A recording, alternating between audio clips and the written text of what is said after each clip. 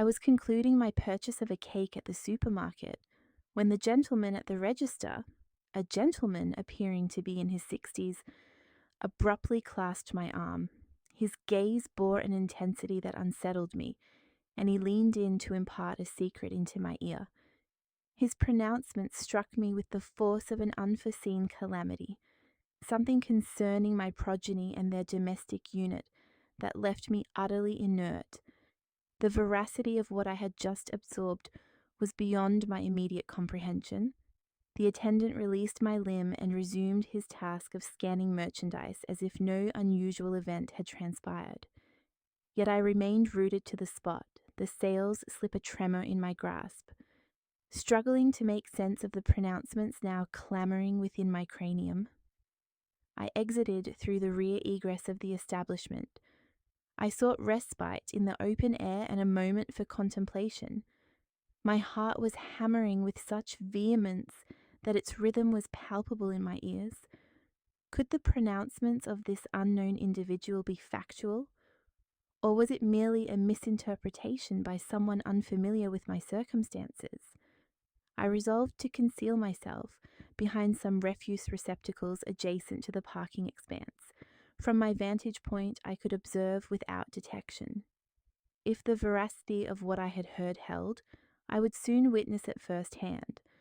My appellation is Adeline Thorne. I have attained the age of 67 years, and throughout my existence I have striven diligently to maintain familial cohesion. I reside in solitude within a modest dwelling in the city's core, sustained by a pension that barely suffices to cover essential expenditures.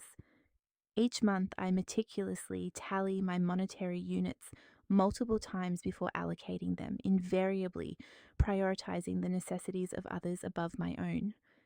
My sole offspring, Owen, formalized his union with Sienna 3 years past. From our initial encounter, I perceived her as somewhat reserved. However, I endeavored to afford her the benefit of the doubt, attributing it perhaps to timidity. As time progressed, nevertheless, I began to discern peculiar aspects of her comportment, though I refrained from expressing them to avoid generating discord within my son's marital bond. Sienna's kin have consistently demonstrated an affable disposition towards me, particularly her paternal progenitor, Leonard. Yet there existed an indefinable element in their visages that disquieted me.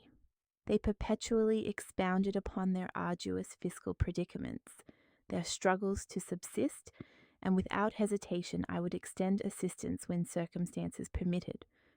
From my clandestine location, I possessed an unobstructed vista of the supermarket's principal entrance. Owen was awaiting my arrival in his vehicle, and now I had an unimpeded perspective of the entire scene. The attendant's pronouncements reverberated in my consciousness with relentless insistence. Barely 2 minutes had elapsed when I observed something that shattered my established perceptions of my daughter-in-law's family. Leonard, Sienna's father, emerged from the primary portal bearing parcels that appeared weighty. However, these were not commonplace grocery containers. They emanated from an opulent emporium known to me solely by reputation, a purveyor at which my financial constraints had precluded any patronage. The establishment's designation, rendered in gilded script upon the sable carriers, was presented with an air of nonchalance, as if it were entirely unremarkable. My pulse quickened perceptibly. Leonard proceeded to a motor car parked a mere few yards from my concealment. It was not the antiquated, worn-out conveyance they habitually lamented when soliciting aid. Instead, it was a pristine, resplendent automobile, its hue a light shade that gleamed beneath the afternoon solar rays. Its tires appeared newly fitted, and its paintwork was unblemished. I observed him unfurl the vehicle's posterior compartment and carefully deposit the parcels therein, as one would safeguard precious possessions. Subsequently, he produced his mobile communication device and commenced an exchange. Although the dialogue eluded my auditory perception, his physical posture conveyed a sense of ease, indicative of an individual unburdened by pressing financial concerns. At that precise juncture, I recalled the numerous instances when Sienna had contacted Owen seeking succor. The narrative was invariably consistent: their inability to meet rent obligations, the necessity of assistance with Leonard's medical expenditures, their insufficient provisions for the week, and my son, possessed of a compassionate spirit, consistently devised means to transmit pecuniary aid. However, the tableau unfolding before my eyes bore no resemblance to these tales of dire indigence. The costly containers, the new vehicle, Leonard's placid demeanour, all seemed to diametrically oppose the narrative they had been perpetuating for months. A chilling sensation began to permeate my being, akin to the premonition of impending misfortune. The cashier's pronouncements commenced to acquire a semblance of coherence, though I still resisted their complete acceptance. Could it be conceivable that my daughter-in-law's relations had been perpetuating falsehoods for the entirety of this duration? Leonard concluded his telephonic discourse and retraced his steps towards the grocery store's portal. He appeared to be in search of something or someone. His gaze meticulously traversed the parking area, as if to confirm the absence of any witnesses to his prior actions. That circumspect bearing struck me as highly irregular. I elected to maintain my obscured position for an extended period. My intuition suggested the existence of further revelations, and given the evidence I had already encountered, I could not simply disregard the situation. I required absolute certainty before I broached the subject with Owen.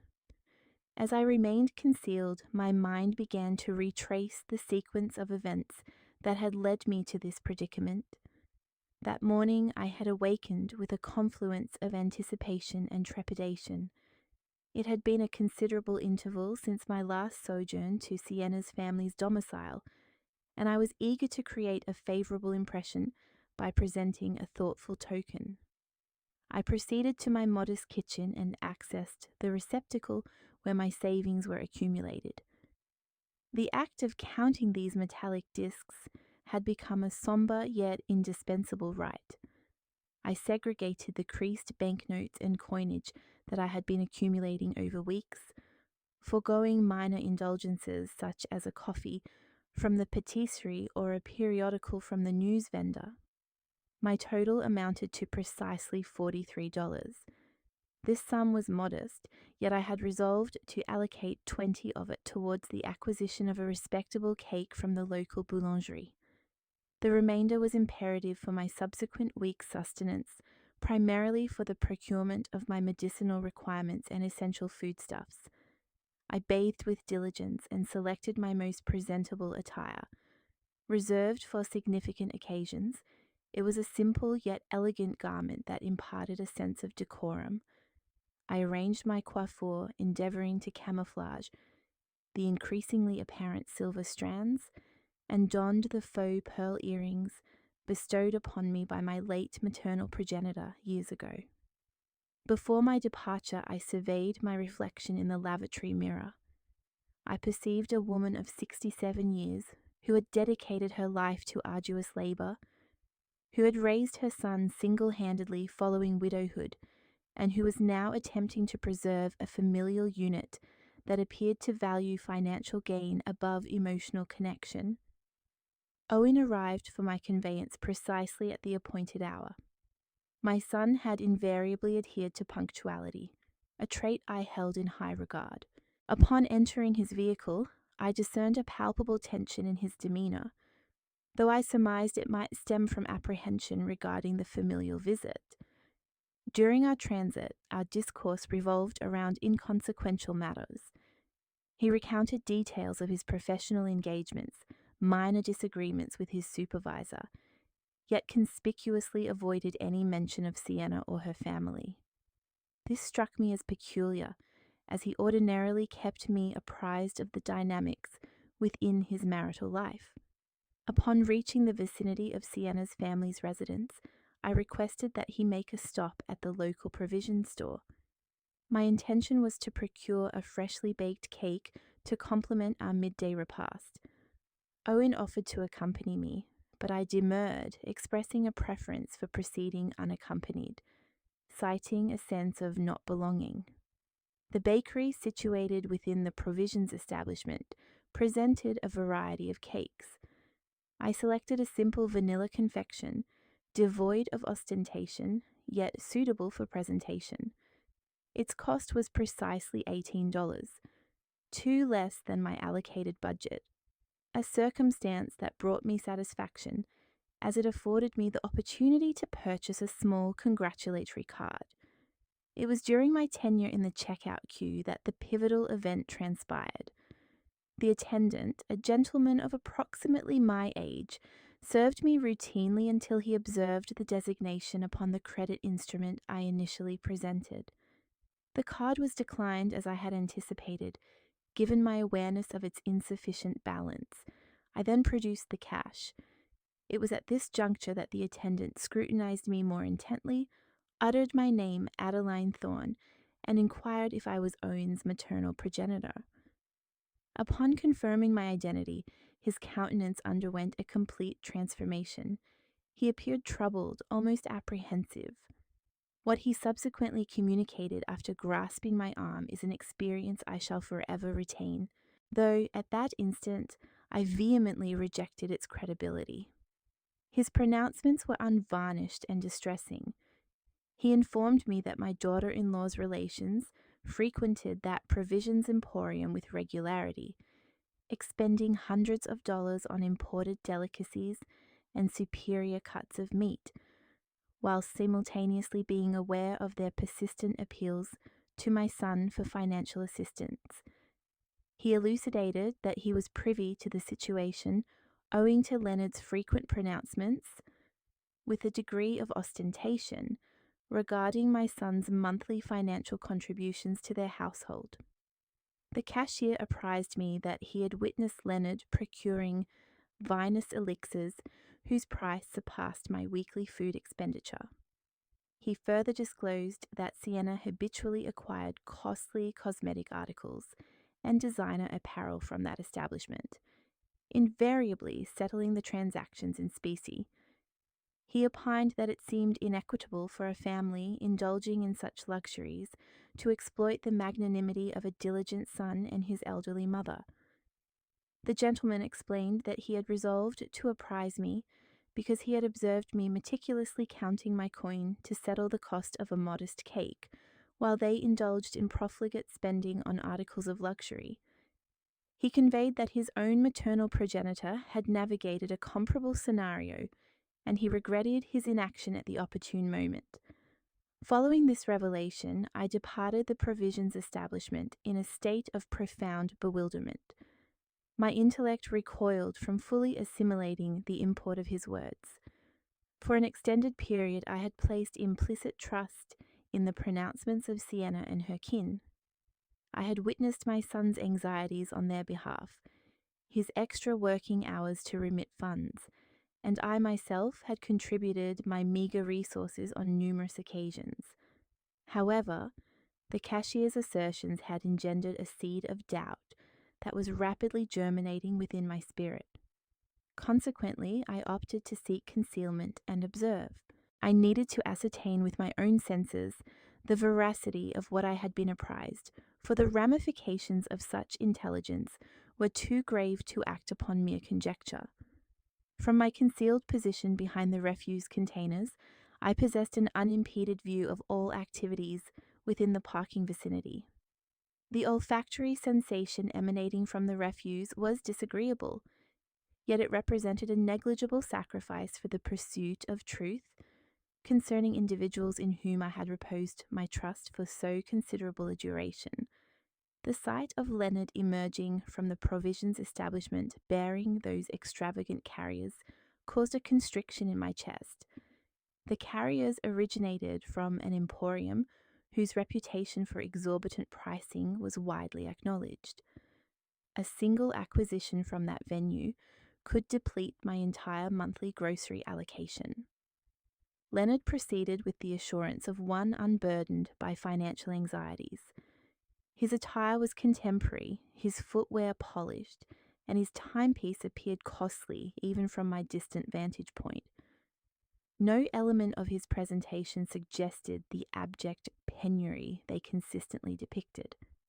The conveyance into which he deposited the provisions was undeniably new.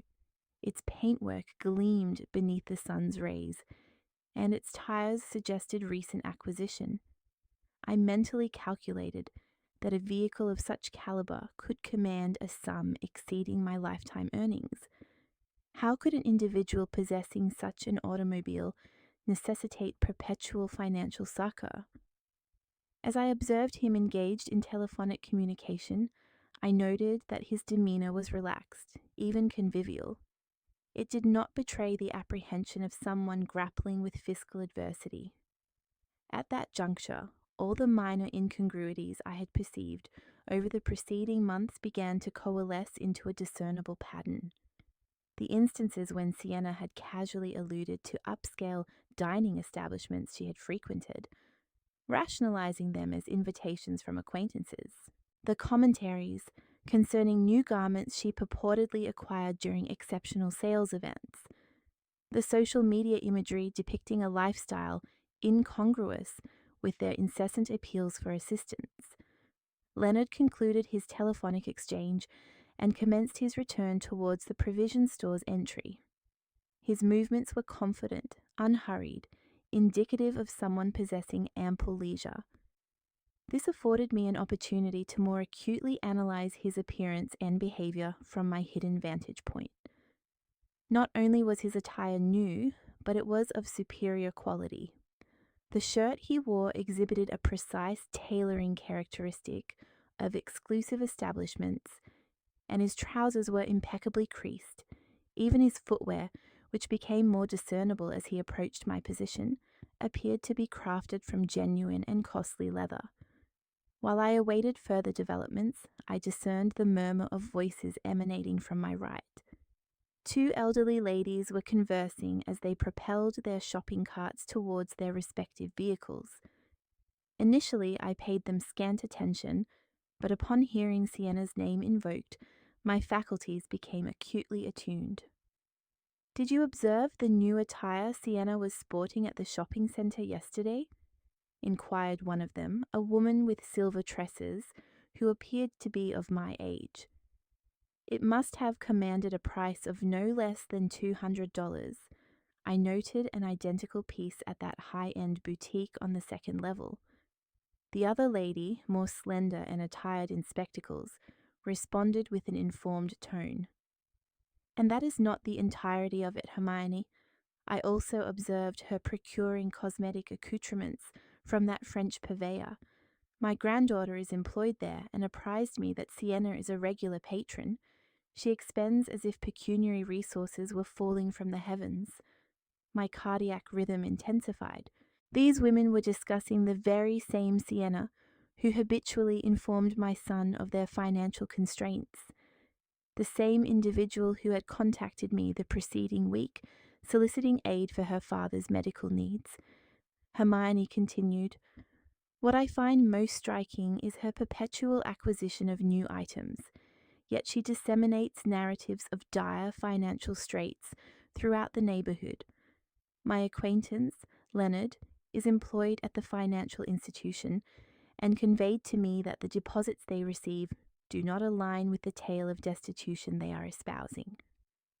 "Oh, Hermione, but that is mere conjecture," the other woman rejoined, albeit with a tone that suggested her own reservations. "Although I must confess, it strikes me as peculiar that they can afford the rent on that expansive residence if they are genuinely in such dire financial straits as they assert. Conjecture! My daughter resides on the same thoroughfare as they do and informs me that nearly every week delivery vehicles bearing provisions from the city's most expensive grocer arrive. Acquisitions that any of us would require months to afford." The two ladies continued their perambulation, their conversation fading, yet I apprehended fragmented portions of their dialogue.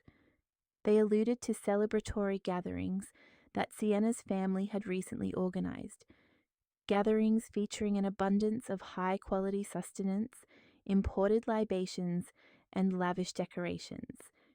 Each syllable I apprehended felt like a physical infliction upon my heart. For months I had harbored compassion for that family, fretted over their well-being, implored my son to render assistance when feasible, and had even contributed my own modest savings on several occasions.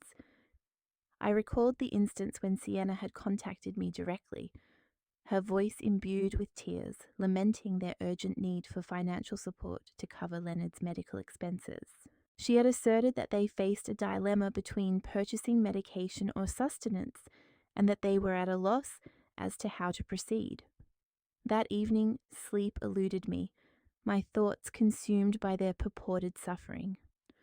The subsequent day, I visited the financial institution and withdrew $150 from my emergency reserve, funds I had accumulated for potential personal medical exigencies, but which I resolved to relinquish to them, unable to bear the contemplation of their distress, while possessing the capacity to alleviate it. Now, overhearing these women discourse upon the same family's opulent lifestyle, I felt myself to be the embodiment of supreme folly.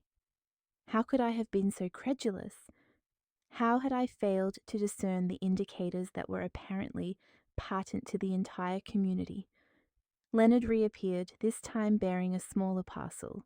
He proceeded towards his automobile, but paused to engage in conversation with a gentleman meticulously cleansing a vehicle in proximity to his. The dialogue was inaudible, yet both individuals appeared at ease and amiable. The individual with whom Leonard was conversing was attired in work garments, but his bearing suggested a deference towards Leonard. His posture implied that Leonard occupied a position of some standing within the locale, commanding respect, possibly owing to his financial standing. After a brief interval, I observed Leonard present the gentleman with an item. From my distance, it appeared to be currency, several banknotes that he dispensed with apparent ease. If they were genuinely experiencing financial hardship, as they purported, how could he afford to disburse funds so readily to strangers? At that precise moment, my mobile device vibrated. It was a textual communication from Owen, inquiring about my delay and the reason for my protracted presence at the provisions establishment. I had completely neglected his presence, still awaiting me in the automobile, undoubtedly concerned by my tardiness. I rapidly responded that I was en route, attributing the delay to an exceedingly lengthy queue, a fabrication. The act of deceiving my own son caused me discomfort, yet I required additional time to process the totality of my observations and auditory perceptions. I could not return to his vehicle and articulate my suspicions immediately without further corroboration. As I composed the message, Leonard bid farewell to the gentleman and entered his automobile. The engine initiated with a smooth, resonant hum, affirming its superior quality and likely recent manufacture.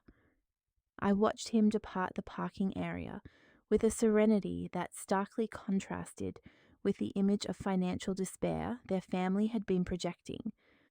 I resolved to abandon my concealment and proceed towards Owen's location. I needed to maintain an appearance of normalcy, at least for the interim. However, my cognitive faculties were already actively engaged, endeavoring to recall all the peculiar details I had previously overlooked in recent months. All the subtle indicators that now assumed a profoundly altered significance. Upon reaching the vehicle, Owen regarded me with solicitude. "Mother, are you quite well?" he inquired. "You appear pallid," he remarked as I assumed my position in the passenger seat. "Did they require a considerable duration to process your transaction?" "Merely the queue, dear son," I responded, striving to regulate the tremor in my voice.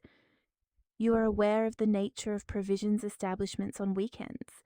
Yet internally my heart was pounding with such vehemence that I feared he might discern its tumultuous cadence. Owen initiated the vehicle's propulsion, and we commenced our journey towards Sienna's family's domicile. During our transit, I endeavoured to sustain a conventional dialogue, but my mind remained preoccupied with processing the entirety of my experiences at the provisions establishment. Each traffic signal, each intersection we traversed, brought me closer to an encounter I now perceived through an entirely different lens. How has Leonard's professional situation been of late? I inquired of my son, attempting to adopt a casual tone. The last occasion I conversed with Sienna, she mentioned that circumstances were exceedingly challenging for him. Owen emitted a sigh as he navigated the vehicle. Indeed, mother. Sienna indicated that her father had to curtail his working hours due to the financial difficulties experienced by his employing organisation. This is why we have been extending somewhat more assistance to them in recent months. This intelligence was entirely incongruous with the relaxed and prosperous demeanour I had observed in Leonard mere minutes prior. An individual genuinely concerned about reduced working hours would not be patronising opulent establishments or dispensing currency to strangers in a parking area. And how do you feel regarding this, son? I inquired, observing his countenance in the rearview mirror. I am aware that you have been undertaking an abundance of overtime recently. Well, mother, they are my family now, Owen replied, his tone a blend of weariness and resignation. Sienna is my spouse, and upon entering matrimony, one also joins their family. If they require assistance, it is my obligation as a son-in-law to provide it. His pronouncements inflicted an emotional wound. My son, the compassionate and industrious individual I had nurtured, was compromising his own well-being for individuals who, from my recent discoveries, were exploiting his benevolence.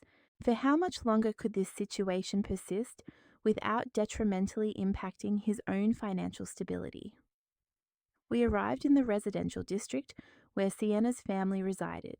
It was a pleasant suburban area characterized by well-maintained residences and manicured lawns. It was not the most affluent neighborhood within the metropolis, but it was unequivocally not a locale where individuals experiencing extreme financial hardship would reside. As Owen sought an appropriate parking space, I gained a more comprehensive appreciation of Sienna's family's abode. It was a 2-story structure adorned with a tastefully arranged front garden and a facade that had recently undergone repainting. The windows were fitted with new draperies, and the principal portal appeared to have been renovated not long prior. The residence presents as meticulously maintained, I remarked, endeavouring to elicit further details. Did you not inform me that they were encountering difficulties in financing certain necessary repairs? Ah, yes, Owen responded as he parked the vehicle. Leonard managed to secure some supplementary work on weekends to undertake the most pressing repairs. He's been dedicating a substantial amount of effort to maintain the property in excellent condition. This presents another narrative that simply didn't hold together. If Leonard was genuinely working extended shifts to make ends meet, how could he possibly find the time to visit a high-end grocery store during his supposed working hours? More critically, where would he acquire the funds for discretionary purchases if all his earnings were purportedly allocated to home improvements? We exited the vehicle and proceeded towards the main entrance. Owen was carrying a few items he'd brought along, while I held my cake, a mixture of apprehension and intrigue building with each stride. Before we could even reach the doorbell, the door swung open, revealing Sienna, her face alight with a radiant smile. My initial reaction was one of profound astonishment. Her entire appearance had undergone a remarkable transformation since I last saw her merely a month prior. She was adorned in a garment that was undeniably expensive. The material appeared to be of superior quality. The tailoring was impeccable, and the vivid hues lent her an air of sophistication and refinement. Her footwear was clearly new, possessing a sheen characteristic of recently acquired items, and her handbag perfectly complemented the ensemble. However, what truly captured my attention was her hair and makeup. Her hairstyle was a professional cut, the kind one typically receives at exclusive salons, featuring highlights that shimmered under the sun. Her makeup was flawless, the sort that necessitates high-caliber products and considerable time to apply with precision. "Adeline, it's such a pleasure to see you," Sienna exclaimed, moving in for an embrace. As she held me, I detected the scent of her perfume, a pricey fragrance that I recognized because I had once observed its cost at a retail establishment, and it seemed to be equivalent to my entire 2-week food allowance. "Hello, Sienna," I managed to utter, attempting to mask my surprise. "You look wonderful. That dress is lovely." "This old thing," she responded with a chuckle that sounded slightly strained. "I purchased it during a significant sale many months ago. You understand how it is. When you stumble upon excellent opportunities, you must seize them." That explanation echoed the very sentiment the woman at the supermarket had conveyed. There was consistently a rationale provided for each acquisition of an expensive item. Unbelievable bargains, gifts from acquaintances, pre-owned items that appeared brand new. How many extraordinary coincidences could one family realistically experience? We entered the residence, and I immediately took note of additional details that contradicted the narrative of financial hardship. The living area had undergone recent refurbishment. The furnishings were not the same as I recalled from my previous visit. There was a new leather sofa that appeared costly, a glass-topped coffee table that gleamed impeccably, and several ornamental pieces that were decidedly not inexpensive. Mounted on the wall was a substantial flat-screen television that had not been present before. It was a recent model, one of those that command a price in the thousands. How could a family experiencing a financial crisis account for the acquisition of a luxury television? "Dad, look who's come to visit," Sienna called out. Her voice directed towards the interior of the house. Leonard emerged from what appeared to be the kitchen, drying his hands with a cloth. Upon seeing me, his expression shifted subtly. A brief flicker crossed his eyes, as though for an instant he had perceived something unexpected, but he quickly resumed his customary smile. "Adeline, it's wonderful to see you," he said, approaching to offer a greeting. "We hope you're hungry because Sienna has prepared a delightful meal." He was the same Leonard I had encountered at the grocery store merely an hour earlier, yet now he was behaving as if he hadn't left the house all day. His attire remained unchanged, but he had donned an apron over his shirt, suggesting he had been engaged in cooking. "I brought a cake to accompany it," I stated, presenting him with the box. "I hope you like it." "What a thoughtful gesture," Sienna exclaimed, "but it was entirely unnecessary, Adeline. You know you are always welcome here without needing to bring anything." As she spoke, I could glimpse into the kitchen over her shoulder. The countertops were laden with an array of ingredients and culinary tools, indicating an elaborate gastronomic preparation. I could discern what appeared to be expensive cuts of meat, fresh and uncommon vegetables, and bottles of imported seasonings.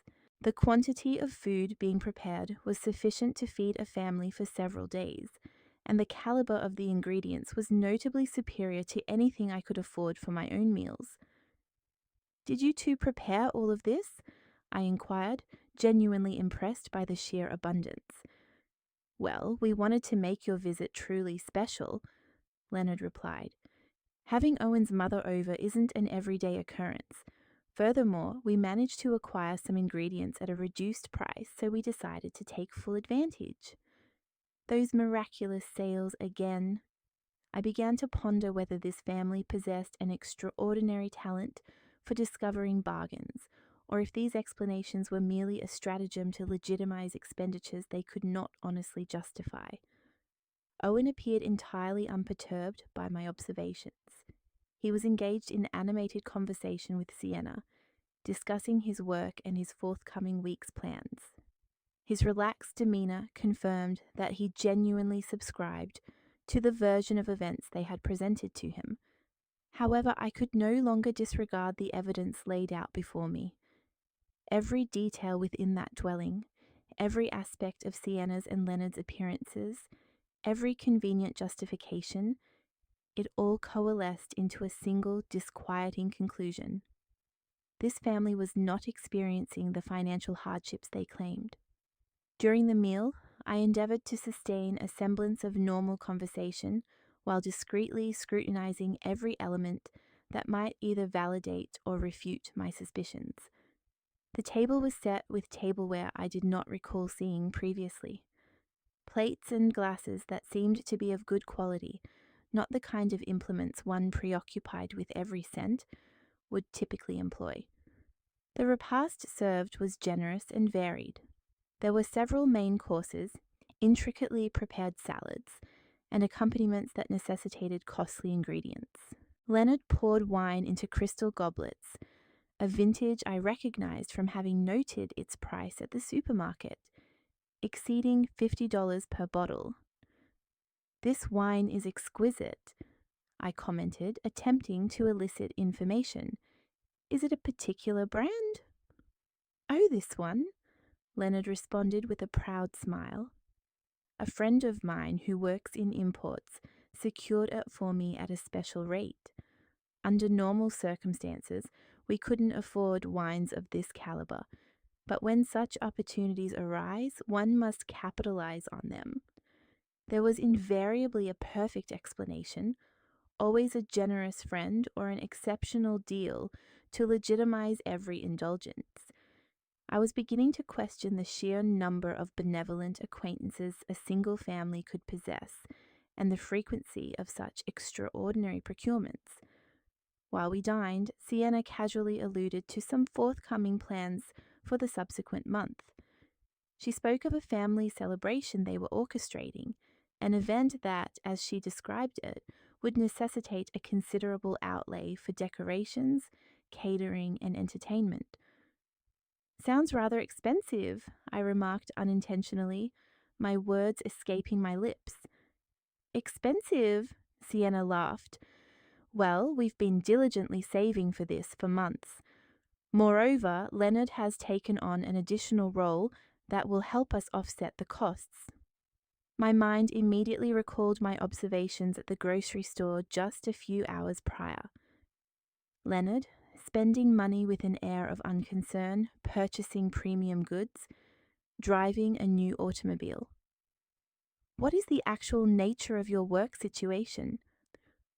What sort of additional role have you undertaken, Leonard?" I inquired directly. For a fleeting moment, I detected an expression of unease cross his countenance, as though my question had caught him off guard, but he swiftly regained his composure. "Weekend consulting," he replied enigmatically. "Nothing particularly stimulating, but it does contribute to supplementing the household income." His response was so generic that it could signify anything or nothing at all. A man genuinely engaged in weekend consulting would likely provide greater specificity regarding his work, especially when questioned by his son-in-law's mother. Throughout our discussion, I observed that Sienna's mobile device was persistently vibrating. Each time she glanced at the screen, she would offer a smile that struck me as particularly significant. At one juncture, believing herself unobserved, she responded to a message typing with haste, her expression conveying a sense of deep satisfaction. "Is everything all right with your phone?" I asked, feigning casual curiosity. "Oh, just some friends arranging a get-together for next week," she replied, swiftly pocketing her device. You know how women are always planning something? Yet there was something about her demeanor that failed to convince me.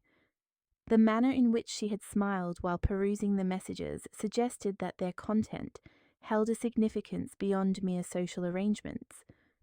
Following the meal, Leonard volunteered to showcase some of the enhancements they had made to the residence. We toured various chambers, and within each I noticed either new or refurbished elements. The flooring had recently undergone polishing. Certain walls bore fresh coats of paint, and several pieces of furniture had been replaced or rearranged. In the master suite, my attention was particularly drawn to something. Situated atop the dresser were several shopping bags from upscale establishments, some still unopened. The price tags, which I managed to glimpse, displayed figures that appeared exorbitant for a family purportedly grappling with financial difficulties. "Did C do some shopping recently?" I inquired, gesturing subtly towards the bags. "Ah, that," Leonard responded with a nervous chuckle. "She discovered some incredible clearance deals this week.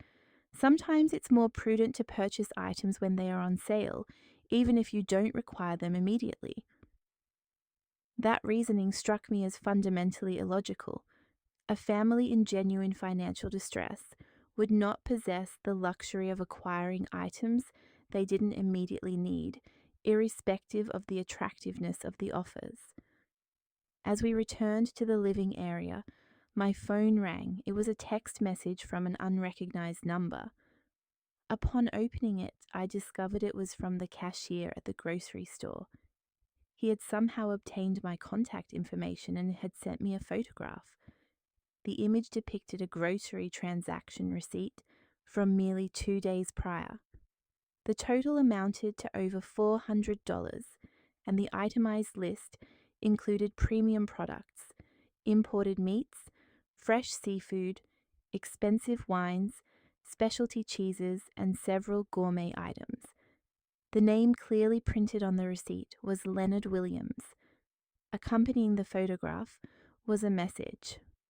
"Mrs. Thorne, I apologize for the intrusion, but I felt you ought to see this. This receipt is from 2 days ago. Your family deserves to know the truth." My heart began to pound with increased rapidity. The evidence was unequivocally presented. A purchase exceeding $400 on luxury goods made just 2 days before our visit by the very same individual who was purportedly struggling to afford basic necessities. I swiftly concealed my phone before anyone could perceive my expression of shock. But my mind was already in motion, connecting all the observations I had been compiling over the preceding hours. We rejoined Owen and Sienna, who were still engrossed in animated conversation. My son appeared relaxed and content, savoring what he believed to be quality time with his in-laws. He was entirely unaware of the theatrical charade he was witnessing. "Are you feeling all right, Mum?" Owen inquired, likely detecting a change in my expression. "You seem a bit pale." "Just a little fatigued," I lied. "I'm not accustomed to such extended excursions anymore." Sienna immediately offered to prepare some tea or fetch me something to alleviate my discomfort. Her apparent concern would have been touching had I not begun to grasp the true nature of her character. For the next hour I continued to observe and listen, mentally cataloguing every inconsistency, every inexplicable luxury, every convenient justification. The list steadily grew. Sienna's new apparel, Leonard's vehicle, the meticulously maintained residence, the abundant fare, the pricey wine, the shopping bags, the incriminating receipt I had received. However, what caused me the most profound distress was the realization that this situation had likely been ongoing for months, perhaps even years. How much financial assistance had my son provided to this family? How many sacrifices had he made? And how many had I made in an attempt to aid individuals who did not actually require assistance? When we finally bid farewell and departed the premises, my mind was irrevocably made up. I could not permit this charade to persist. My son merited the unvarnished truth. however distressing it might be, and I bore the responsibility of safeguarding him from further manipulation. During our journey homeward, Owen commented on the pleasantness of the visit and how well Sienna's family appeared. His words were like daggers to my heart, for I knew I would soon be compelled to shatter that idyllic image with a far more somber and disappointing reality. "Yes, they seem very well indeed," I replied cautiously, choosing my words with utmost precision. Perhaps too well, considering a family experiencing such profound difficulties. The drive back was one of the most arduous of my life. Each mile we covered physically distanced me from the house where I had unearthed the truth, yet it drew me emotionally closer to a decision that would irrevocably alter the trajectory of my family's life. My thoughts were in a maelstrom of conflicting ideas, doubts, and a mounting sense of indignation that I struggled to suppress.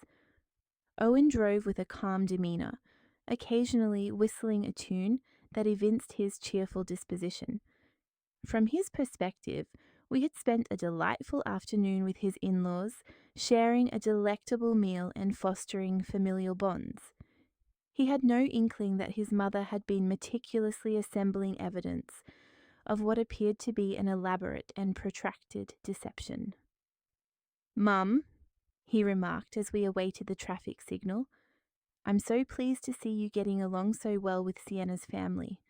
I know you harbored some reservations about our union initially, but I believe you can now appreciate what fine individuals they are." His words struck me with devastating force. My son, my only son, was being manipulated by individuals who had elevated the exploitation of his generosity to an art form. How could I convey to him that the very people in whom he had placed his trust and his financial resources were likely accomplished deceivers?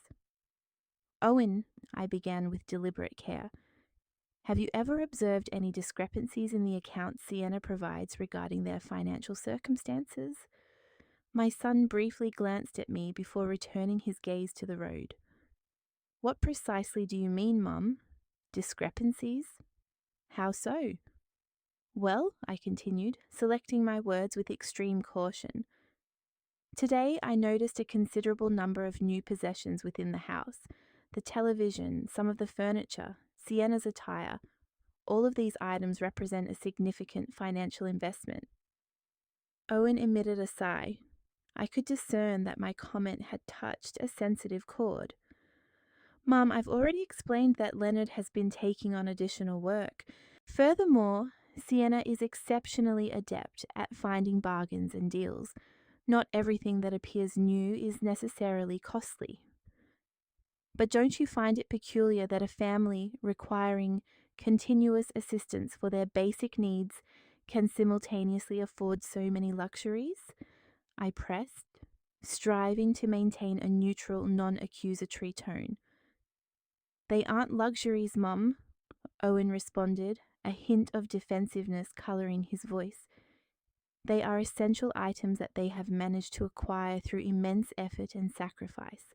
They purchased the television second-hand. The furniture was an exceptional, one-time opportunity, and Sienna's clothing comes from clearance racks." Each justification my son repeated was precisely the same one I had heard from Leonard and Sienna during our meal. It was as though they had meticulously rehearsed these explanations, crafting a cohesive narrative that could readily address any potentially awkward inquiry. I decided to adopt a different approach. "Son, have you ever seen any receipts or documentation that substantiate these remarkable bargains? Or have you accompanied Sienna when she discovers these extraordinary deals?" The question clearly caused him discomfort. I observed his hands tighten subtly on the steering wheel.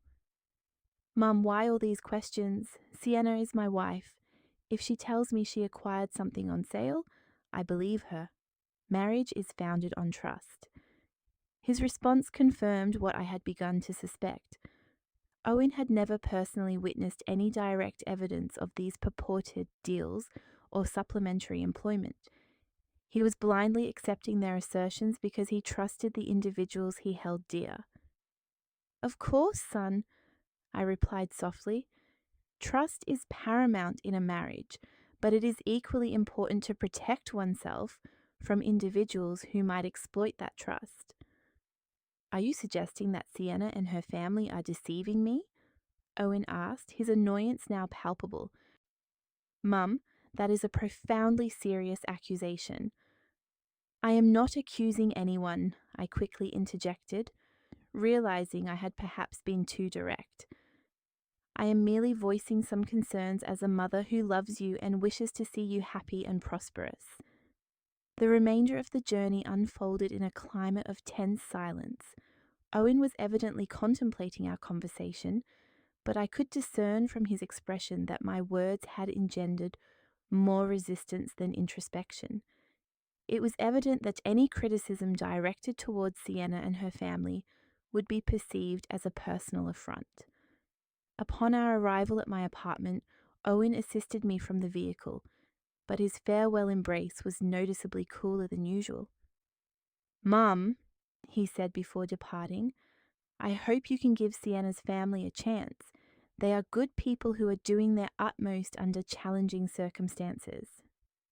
"I will keep that in consideration, son," I replied, knowing he would interpret my response as a pledge to be more understanding, when in reality it signified the opposite.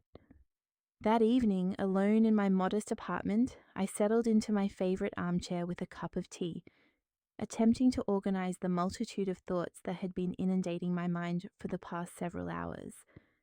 I possessed a wealth of circumstantial evidence, testimonies from acquaintances, personal observations, and even a photograph of the $400 grocery receipt. However, I also had a son who was steadfastly convinced that his wife and her family were unfortunate victims of adverse circumstances, deserving of his assistance and empathy.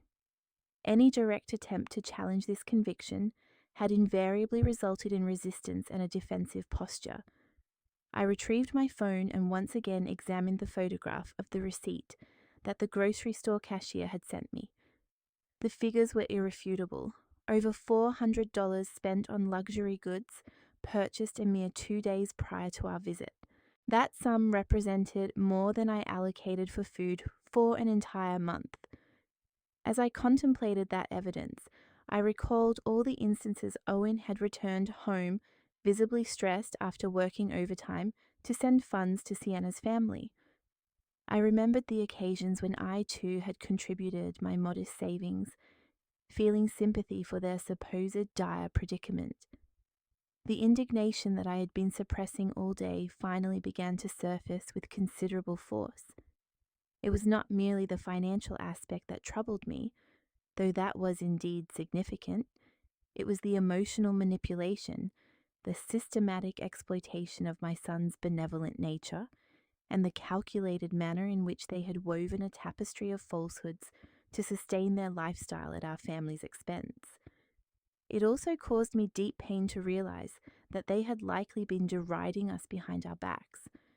Every time we sent money, every time we expressed concern for their well-being, every time we made sacrifices to assist them, they probably viewed it as confirmation of our naivety and susceptibility to manipulation. Yet, what tormented me most was the question of how to proceed with this information.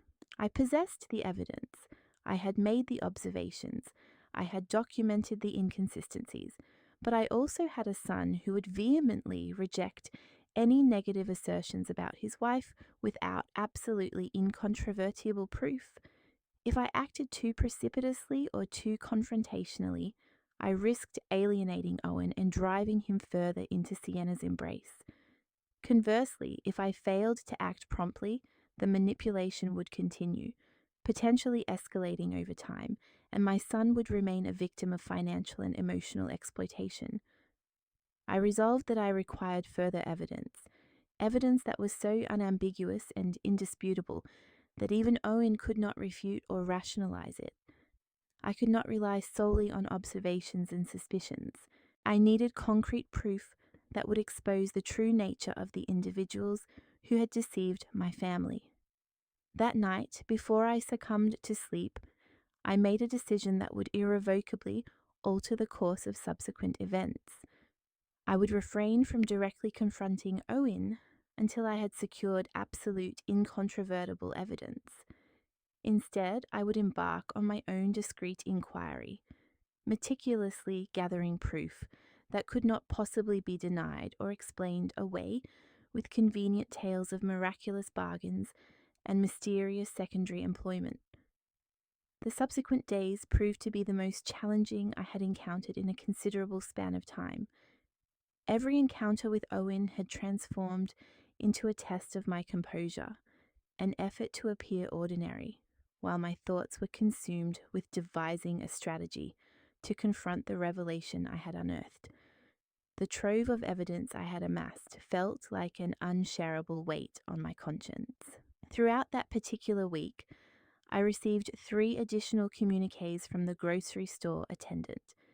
Each dispatch contained further details that substantiated and elaborated upon my initial suppositions. He furnished me with photographic reproductions of other transaction slips, documenting purchases made by Leonard and Sienna in recent weeks, all indicative of excessive expenditures on superfluous and costly items. One of the images displayed a record totaling over $600, which encompassed 2 bottles of French champagne, each exceeding $100 in price, imported delicacies, and an assortment of premium cheeses. The date imprinted on this receipt coincided precisely with the day Sienna had contacted Owen, pleading for immediate financial assistance to cover their rent. I also obtained information from Hermione, one of the individuals whose conversation I had overheard at the grocery establishment. She had acquired my contact details through a mutual acquaintance and reached out because she felt I needed to be privy to more specific insights into the prevailing circumstances. Hermione disclosed that Sienna's family had been orchestrating frequent social gatherings at their residence, events characterized by professional culinary services and elaborate decorative schemes. She recounted a birthday celebration for Leonard, which, according to the remarks of attendees, had incurred expenses amounting to several $1,000s for food, beverages, and entertainment. Adeline, she imparted during a telephone conversation, "My daughter resides on the same street and informs me that delivery vehicles laden with expensive acquisitions, encompassing attire, home appliances, and furnishings, arrive on a perpetual basis. This is hardly congruent with the narrative of a family purportedly facing dire financial straits.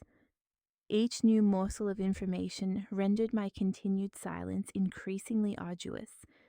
However, I recognized the imperative of identifying the opportune moment and setting to present this comprehensive account to Owen in a manner that could not be readily disregarded or explained away. That moment materialized on a Wednesday evening when Owen arrived at my dwelling following his workday. He appeared particularly fatigued and agitated. In response to my inquiry about his disquiet, he confided that Sienna had solicited additional funds from him, citing a medical exigency concerning Leonard. He explained that Leonard required a minor surgical procedure, intermittently rubbing his temples, a clear indication of his distress. He elaborated that their insurance did not cover the entirety of the expense, and they were in need of $200 by Friday. He mentioned that he had been undertaking double shifts all week to accumulate the necessary sum. This revelation served as the final impetus. $200 for an alleged medical emergency, requested by the very individuals who had expended $600 on champagne and seafood mere days prior. I could no longer tolerate my son making further sacrifices for these elaborate fabrications. "Owen," I articulated, gently taking his hands within mine, "I have something I need to show you, but before I do, I want you to understand that I am doing this because I cherish you and because I cannot bear to witness you being harmed." I retrieved my mobile device and presented him with the initial photograph of the $400 receipt. His eyes widened considerably upon observing the date and the total amount. However, before he could voice his reaction, I displayed the other photographs I had procured throughout the week. "Mum, where did you obtain this?" Owen inquired, scrutinizing the images with an expression that conveyed a blend of bewilderment and disbelief. "And how can you be certain these receipts are authentic?" I proceeded to recount my encounter with the grocery store cashier, the overheard conversations with neighbors, and all the observations I had meticulously gathered during our visit. I spoke deliberately and cautiously, arranging each piece of evidence in a logical and chronological sequence.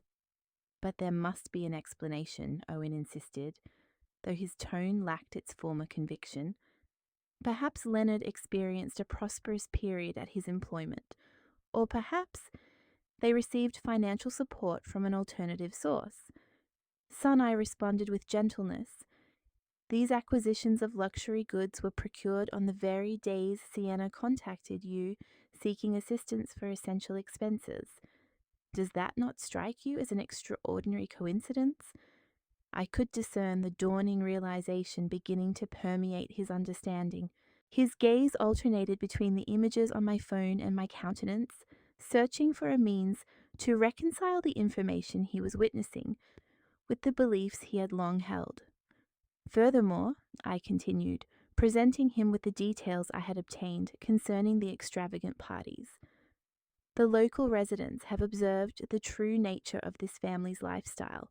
It is not the narrative of destitution they have been portraying to you." Owen rose from his seat and commenced to pace my modest living room. I could perceive the gears turning in his mind, recalling past discussions, broken promises, and minor inconsistencies that he had likely previously overlooked or rationalized. "But why would they do this?" he finally questioned, his voice imbued with a profound sense of defeat. "Why would Sienna deceive me about something of such significance?" "Because it was effective," I replied candidly. "Because you have consistently provided them with financial assistance without probing questions, placing your trust in their word. To them, you represent a reliable source of supplementary income that enables them to maintain a lifestyle they could not otherwise afford." Tears began to well in my son's eyes. Witnessing his distress caused me considerable anguish, yet I understood the necessity of liberating him from this destructive form of manipulation. "How much money have I given them in total?" he inquired, though he seemed apprehensive of the answer. "Based on what you have shared with me over the past few months, likely in excess of $5,000, and that figure does not account for the assistance I have personally provided." The sum struck him with the force of a physical blow. $5,000 represented months of arduous extra labor, personal sacrifices, and missed opportunities for his own future. All of it dispersed to individuals who had systematically misled him. "I need to speak with Sienna," he finally declared with a resolve I had not perceived in his voice for a considerable duration. "I need to confront her with this evidence and hear her account." "Are you certain you are prepared for that dialogue?" I posed the question. "Once you introduce this information into the conversation, there will be no turning back. Your relationship will be irrevocably altered, irrespective of her response." Owen remained silent for several minutes, repeatedly examining the photographs on my mobile device. I could observe him processing not only the financial evidence, but also the emotional ramifications of having been deceived by the person he loved. "Mum," he stated at length, "thank you for revealing this to me. I recognize that it must have been a difficult decision for you to make, but you were entirely correct. I needed to know the truth." I embraced him tightly, experiencing a dual sensation of relief and apprehension regarding the events that were yet to unfold. The truth had finally come to light. However, the most arduous phase was now upon us, confronting the repercussions of years of deceit and manipulation. "What are you going to do now?" I inquired. I am going home this evening and will engage in a very serious discussion with my wife. Owen responded with a firmness he had not exhibited in months, and depending on her declarations, I will be making some significant determinations regarding our future. Owen departed my apartment that evening with a determination I had not observed in him for many months. I remained awake well into the early hours, unable to find solace in sleep, contemplating the manner in which the confrontation between my son and his spouse would transpire.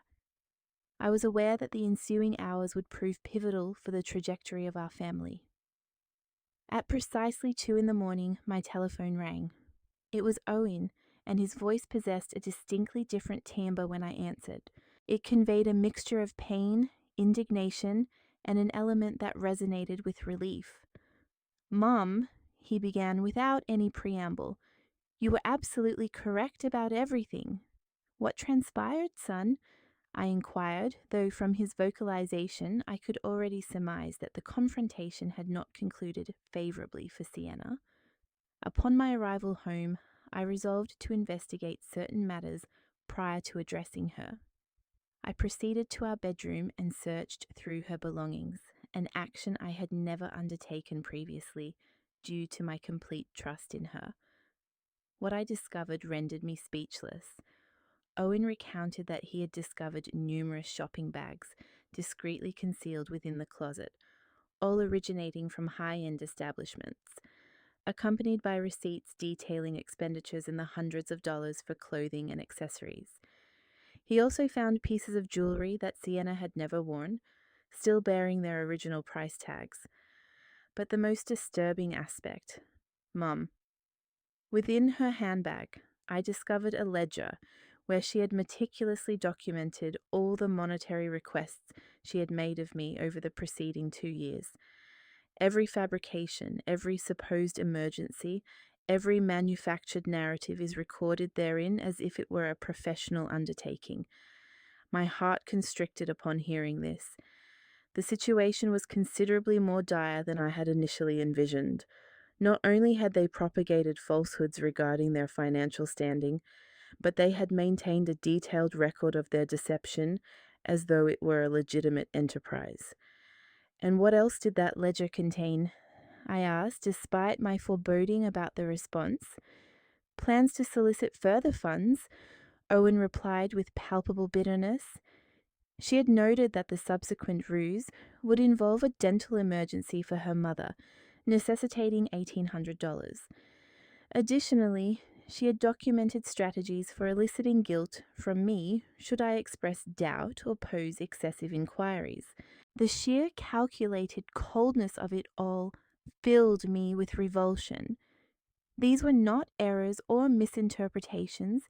It constituted a systematic manipulation devised with the explicit intention of exploiting my son's benevolent disposition. "And when did you confront her with all of this?" I inquired. "Initially, she attempted to deny all allegations," Owen continued. "She asserted that the purchases were gifts from acquaintances, that the ledger was merely for tracking household expenditures, and that I was misconstruing everything. However, when I presented her with the photographs you possessed of the grocery store receipts, her strategy underwent a complete transformation. How did it change? She became incensed. She vehemently accused me of trespassing through her possessions, claimed my family had never truly accepted her, and attributed the situation entirely to you for planting notions in my head. She declared, 'You have always been an interfering mother-in-law, intent on dismantling our marriage.' Those accusations were hurtful, yet they did not surprise me. It is characteristic of accomplished manipulators to attempt to invert the circumstances and portray themselves as victims when confronted with irrefutable evidence of their falsehoods. But what affected me most profoundly," Owen elaborated, "was when she finally conceded the truth. She confessed that her family had never experienced financial hardship, that Leonard holds a stable and well-compensated position, and that the entire affair had been a stratagem to capitalize on my benevolence. She specifically employed that term, capitalize, precisely that word, mum. She stated that I was easily persuaded and that my family possessed wealth that we could afford to share, as if we bore the responsibility of sustaining their opulent lifestyle. The conversation persisted for well over an hour. Owen recounted every particular of the confrontation, every untruth that had been exposed, every manipulative tactic that had ultimately been revealed. The prevailing image was of a family that had elevated deception to a mode of existence. I also contacted Leonard during the discourse. Owen informed me that I wished to hear his rendition of events. Initially, he endeavoured to adhere to the original narrative, but upon my disclosure that I was already privy to the truth, he too acknowledged everything. And what did Leonard articulate?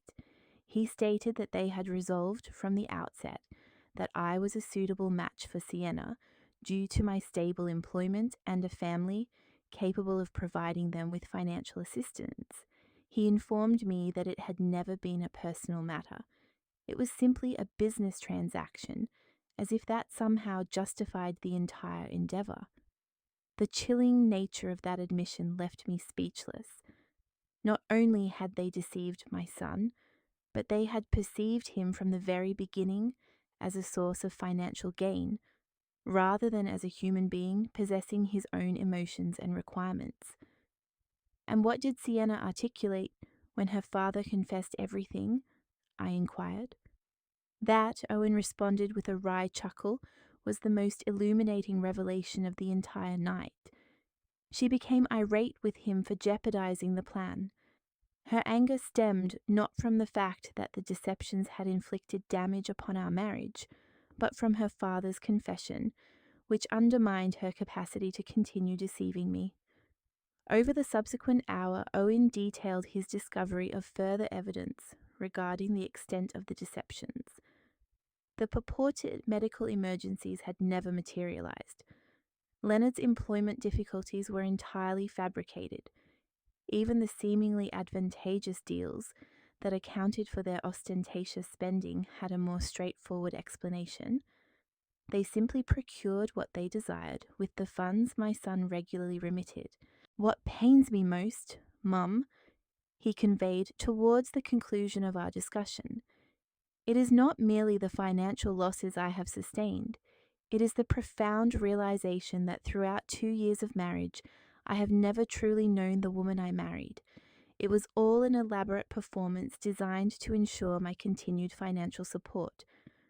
And what course of action will you pursue now, son? I inquired, though his tone suggested I already anticipated his response. I have already informed Sienna that our marriage has concluded this evening. There is no avenue for rebuilding trust following such a systematic and calculated betrayal. Tomorrow I shall initiate divorce proceedings. While I recognized the rectitude of his decision, my heart ached for my son. No individual deserves to discover that the person they hold dear has been engaged in such an elaborate deception for such an extended period.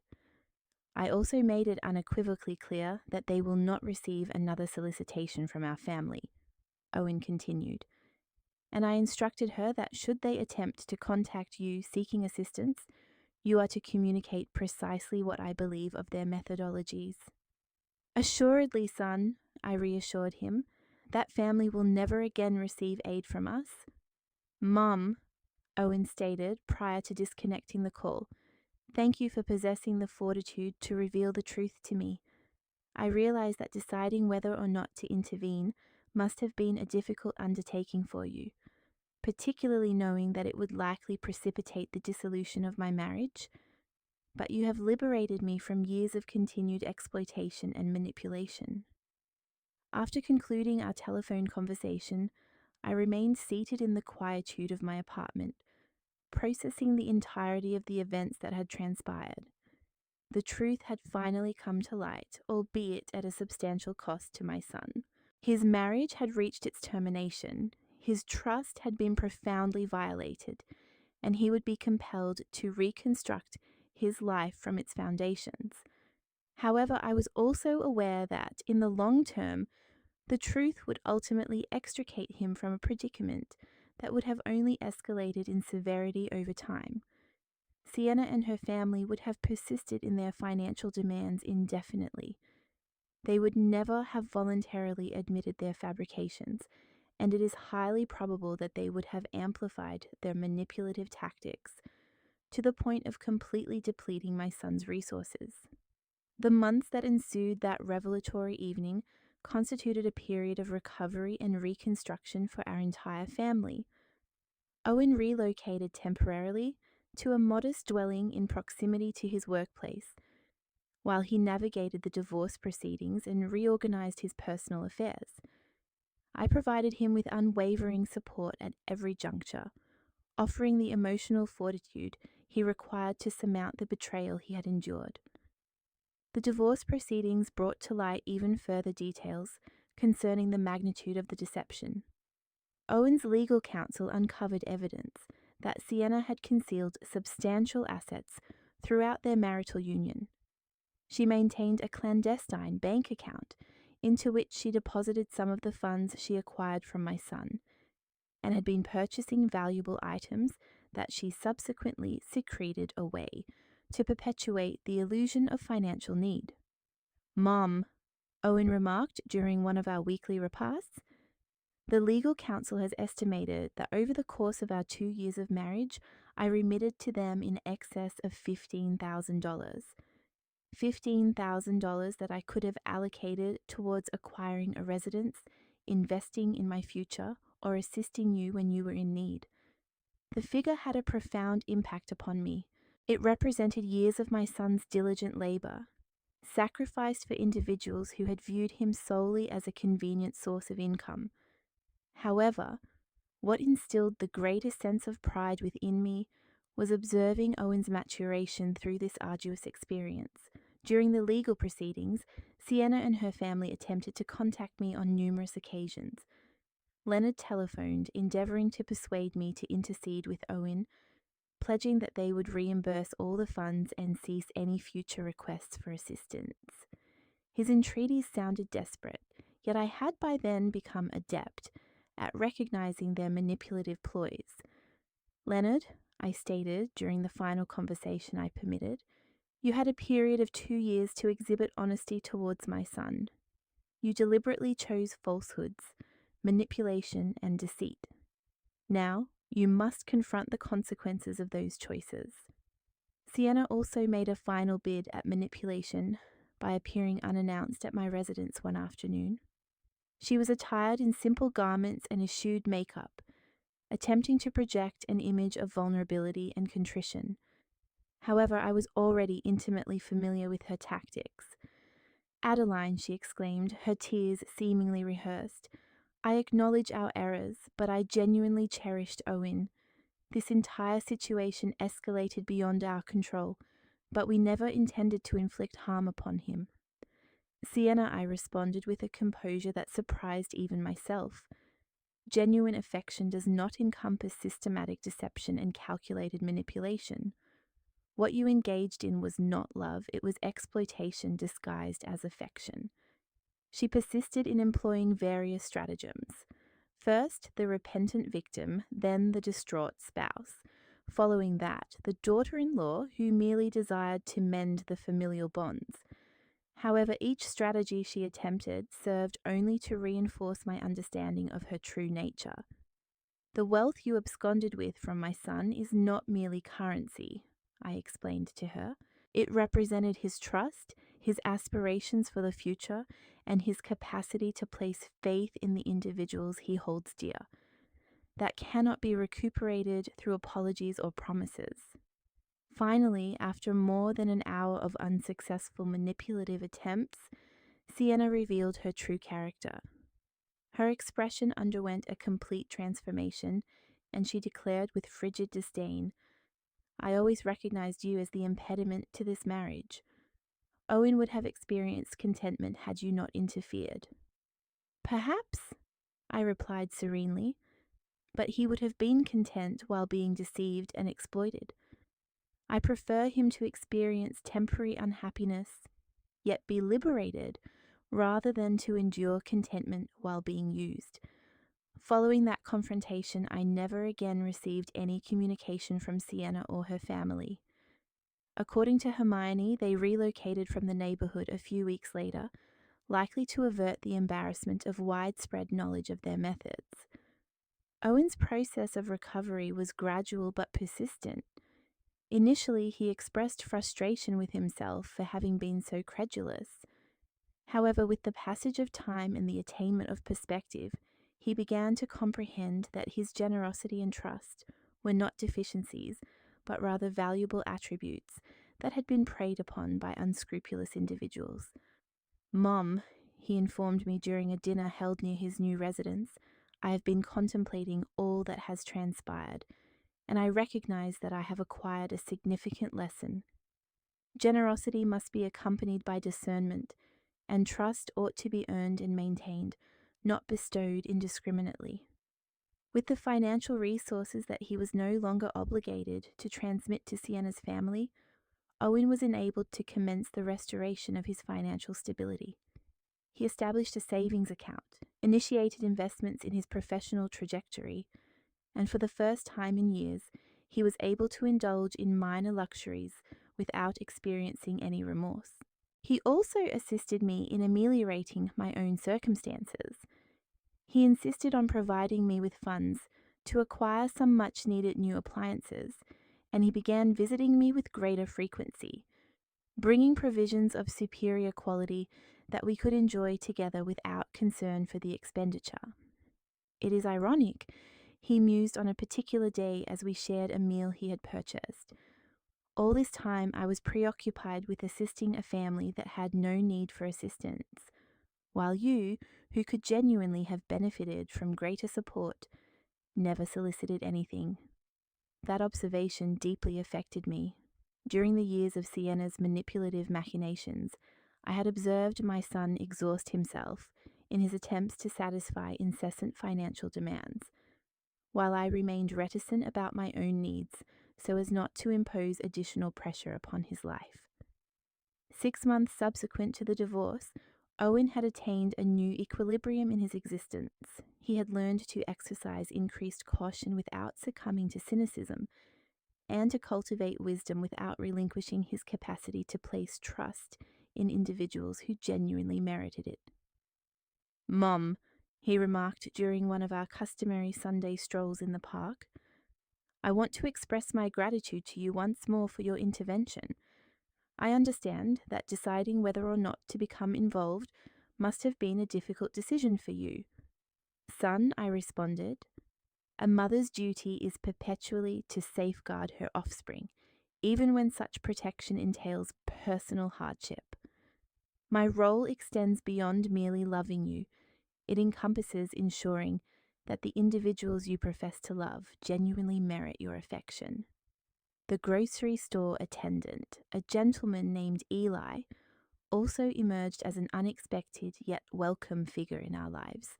One day, he paid me a visit to inquire about the eventual outcome of the situation, and we found ourselves engaged in extended conversation regarding the paramount importance of speaking out when one witnesses injustices, even when such an act may prove uncomfortable.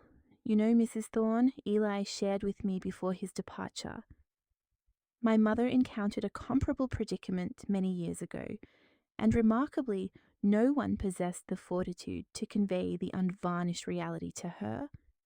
When the truth eventually surfaced, she had already depleted her entire life's savings. This is precisely why I resolved to engage with you. Certain revelations inflict pain, but the burden of silence is far more profound." Reflecting now on the entire sequence of events, I experience a dual sensation: heartache for my son's ordeal, yet a profound sense of pride for the resilience he demonstrated in confronting the truth and making judicious choices. I have come to understand that genuine familial affection occasionally necessitates the courage to voice difficult truths, to confront awkward circumstances, and to safeguard those dear to us, even if it entails dismantling cherished illusions. That particular day, upon overhearing those peculiar remarks at the local grocer and choosing to observe rather than disregard them, I irrevocably altered the trajectory of our lives. It stands as one of the most arduous decisions I have ever undertaken, yet concurrently, one of the most judicious. Today, Owen is a more astute and robust individual, possessing a heightened awareness of his intrinsic worth. He is no longer a pawn of unscrupulous professionals, but has cultivated the ability to establish healthy boundaries and to cherish his own magnanimity to the extent that he will not permit it to be exploited. And I, Adeline Thorne, at the age of 69, have discovered that it is never too late to exhibit bravery, to champion what is right, and to shield our beloved ones. For in the ultimate analysis, the most potent form of justice is not the one that makes a clamour, but rather the one that acts with discernment and safeguards those we cherish most. 2 years have elapsed since that afternoon at the grocery store, which fundamentally reshaped our existence. As I commit these thoughts to paper, seated in my favoured armchair with a cup of tea that has long since cooled, I find myself compelled to contemplate the considerable progress we have achieved since that time. Owen remarried 6 months ago.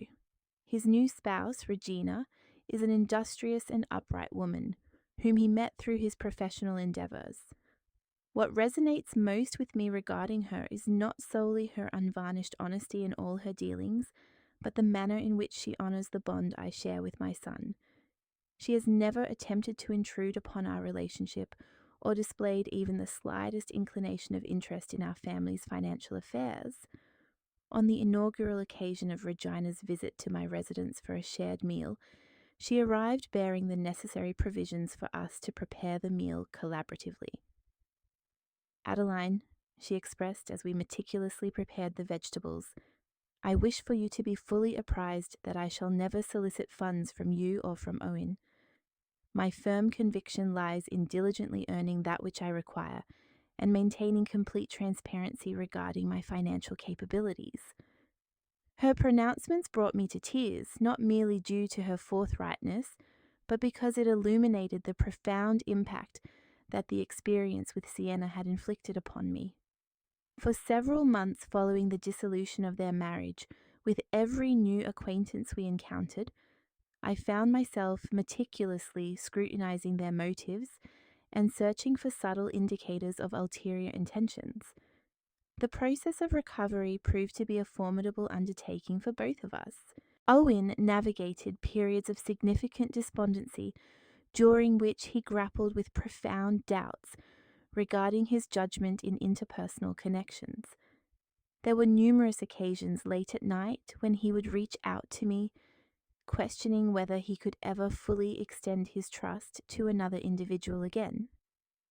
"Mom," he would articulate during those nocturnal exchanges, "how can I be certain that I will not be misled once more? How can I discern between someone who genuinely cherishes me and someone who merely perceives an opportunity?" Those conversations inflicted considerable anguish upon my heart as I witnessed the devastating toll Sienna's treachery had wrought, not only on his financial standing, but on his fundamental capacity to place faith in others. Yet I also experienced a surge of pride, observing his gradual rebuilding of self-assurance in a more mature and perceptive fashion. Throughout the initial year post-divorce, Owen devised what he termed his verification protocol. Prior to extending any financial assistance, he would insist on reviewing documentation, consulting multiple individuals, and dedicating ample time to assessing the coherence of their narratives. Initially, I harbored the concern that he might have become excessively circumspect. However, as time progressed, I came to realize that he had simply acquired the skill of harmonizing his innate benevolence with a pragmatic wisdom that had previously eluded him. He ceased dispensing funds based on emotional impulse, opting instead for a thorough and reasoned assessment. This newfound methodology served him exceptionally well when a colleague approached him for assistance concerning an alleged familial emergency. Rather than disbursing funds immediately, Owen requested proof in the form of medical records and personally communicated with the hospital in question. It subsequently transpired that the entire account was fabricated and his colleague was attempting to procure funds for illicit gambling activities. "Mum," he confided after the discovery of this deceit, "2 years ago I would have remitted the monies without a single inquiry. Now, I understand that the act of verification is not synonymous with suspicion. It is a means of self-preservation against individuals who seek to exploit the inherent kindness of others. On my part, I too had to confront and process my own complex emotions regarding the unfolding events.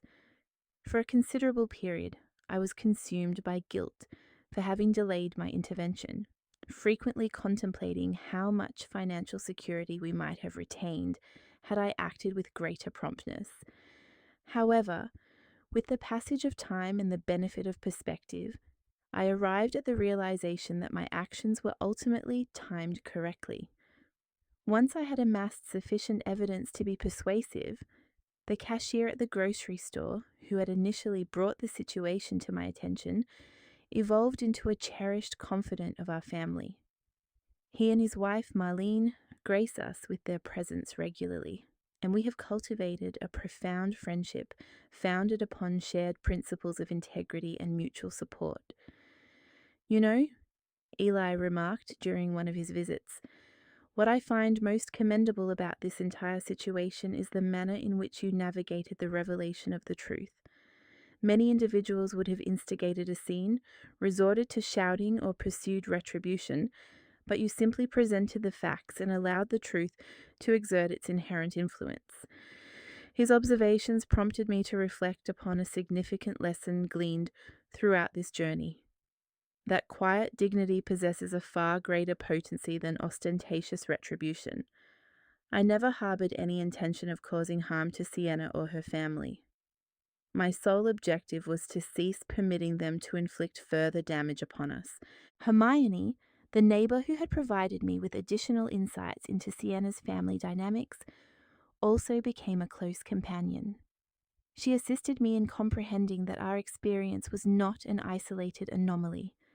Numerous families fall victim to such manipulative schemes, particularly when the younger members of the family are characterized by their generosity and trusting nature. "My son-in-law is employed in social services," Hermione shared during one of our conversations, "and he has informed me that these sorts of familial cons are far more prevalent than most people realize. There exist individuals who have elevated the art of manipulating compassionate relatives into a livelihood." This broadened perspective enabled me to recognize that we had not been uniquely gullible or foolish. We had simply been targeted by individuals adept at exploiting emotions and familial connections. The financial repercussions of this deception were substantial, yet ultimately manageable. Owen's calculations indicated a total loss of approximately $15,000, encompassing my own contributions and several unreciprocated loans he had extended. However, once the outflow of funds to that particular family ceased, our financial circumstances experienced a dramatic improvement. With the financial resources no longer being allocated monthly, Owen was able to accumulate a down payment for a modest residence. He extended an invitation for me to reside with him and Regina, but I elected to retain my autonomy within my own apartment, albeit now furnished with superior appointments and appliances that he insisted on acquiring for me.